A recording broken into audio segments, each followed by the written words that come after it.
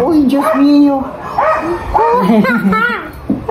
Magandang araw po sa inyo lahat. Ako po ay si Johan Vincent. Apo po ako ni Felicidad Briones. Dito po kami nanghihingi ng tulong pinansyal para sa aking papalapit na pasukan. May sapat na pera pambayad ngayon, kaya kami ay nananawagan sa pamahalaan ng Davao City para bigyan ng alokasyon na 30,000 ngayong papasukan.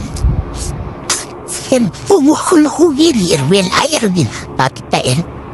Tumigil ka. Wala na pong trabaho ang aking lola. Hindi na po siya makapagtrabaho. At PWD po siya. Isa po siyang ngongo.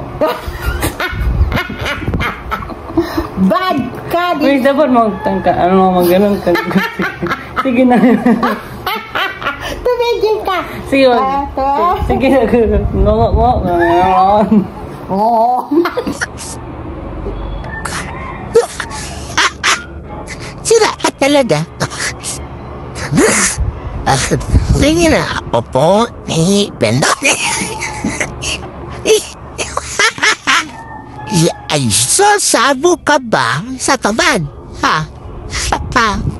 Sige na, may maparambit, 30,000, may hatian kita nun. Wala ko hati. Basta huwag mo ako pa sa pag-ano. Oo. Hindi ba? Mahusay yan. Tapos pagpanggap na matanda. Sige. Mahusay yan. Yan, bongbong, itong pamangkin mo yan. Sabi yan. Apo ko daw siya. Tapos ngungo ako.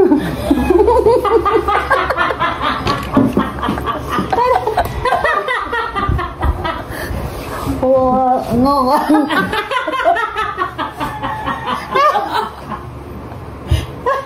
Johan! Bakit ka?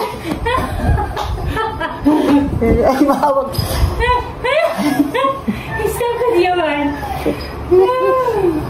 Tarantado. Ayun namin. PWD ka ko na ni. Para makakuha siya ng scholarship. Ina ba siya siya? Ay, Diyos ko. Kaya cut lang natin. Sabi mo lang pa, huwag na nag-umo. Sabi sa isa po siyang prostitute dati. Nagtatrabaho po siya sa may Central Bank tuwing gabi. Lagyak ka.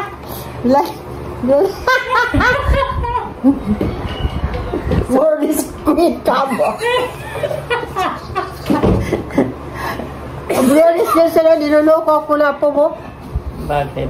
Kailangan may mga college scholarship. Asan yung aking ano? Alin, maman? Mauna? Alin? Akin doon. Yung aking cellphone. Ang buto mo ba? Hala na siya. Basta wag mo papanggap-panggap nga. Oo.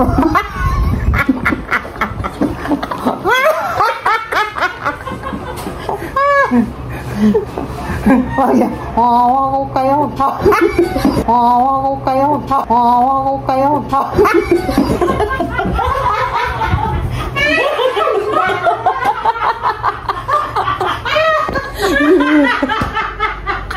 Bullshit ka!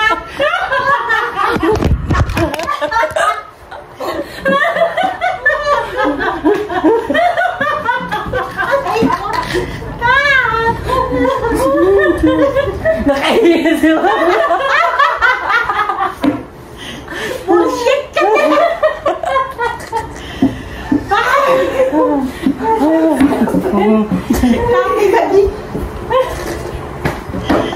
Wala tayo scholarship lang eh. Aw! Bahala ka! Walang scholar! Papalin mo ako pag umuwi. Makakuha ka ng scholar! Ayuhan, tumigil ka! Ah, Diyos ko! Awa ka sa akin! Ramdak mo maghinga, ha?